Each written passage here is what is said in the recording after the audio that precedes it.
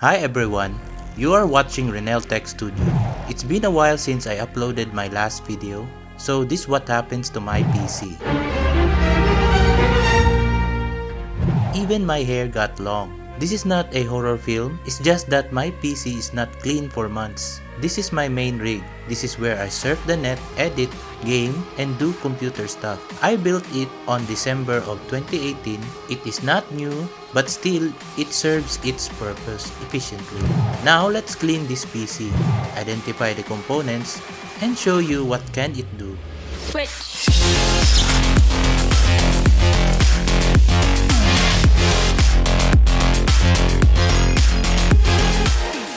Before everything else, let's take all its components out and clean it.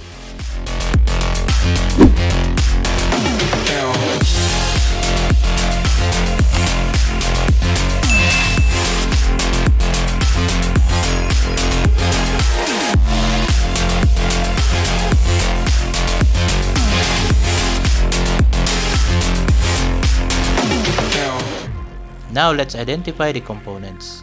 The processor is the Ryzen 5 2600. It has 6 cores and 12 threads with a 65W TDP. Right now, I think it is still a decent processor for gaming because all games still run on this processor.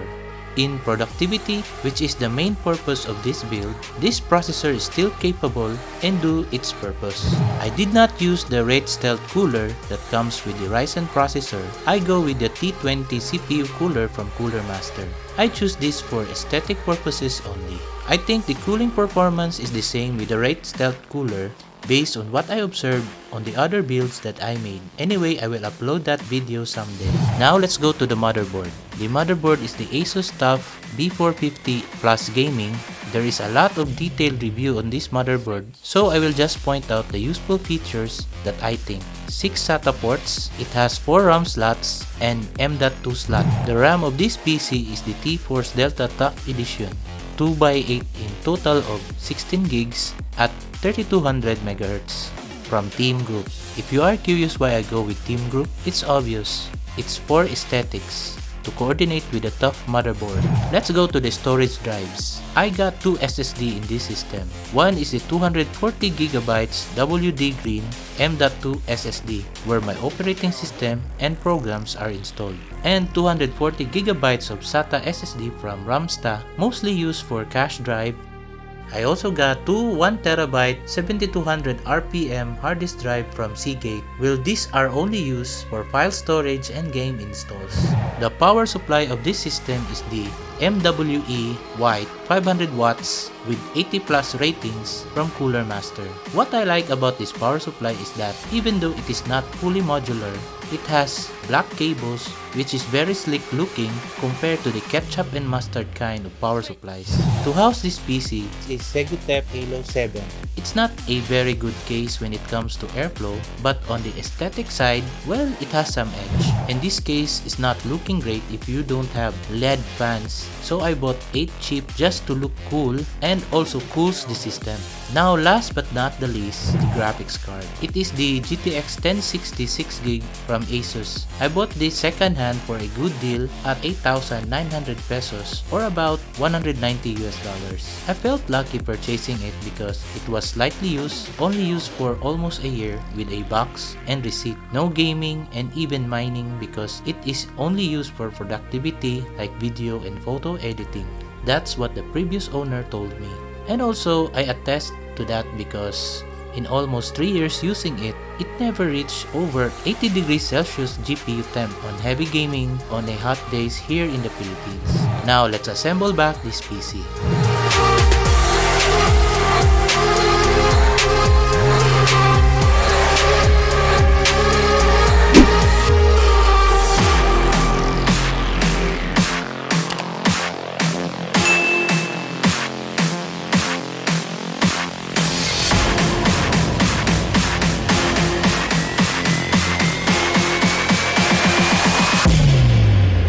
Switch.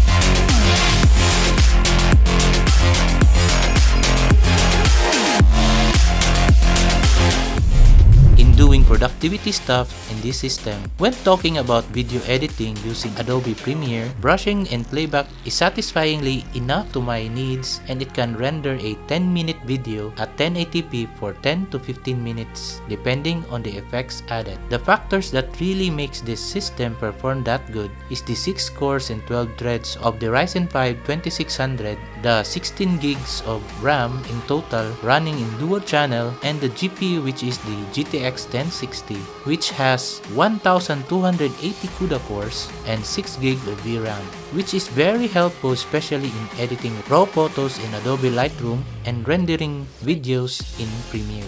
Way back in 2018, it is categorized as a medium-range gaming PC at that time. Now let's check on the gaming performance in newer titles with this PC.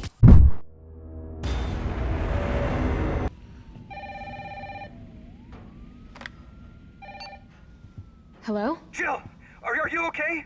Brad, is that you? Listen, you gotta get out of there. What are you talking about? I don't have time to explain. You gotta get out of there right now. All right, let me grab my...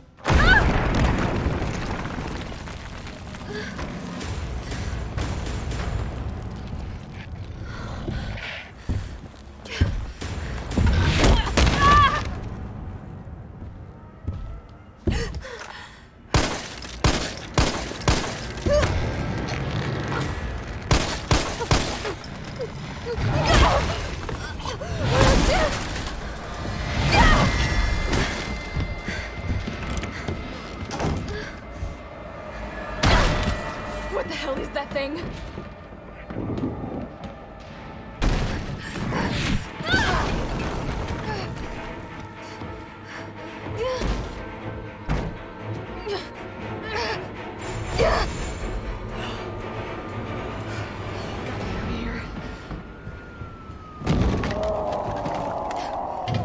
What the hell? No way.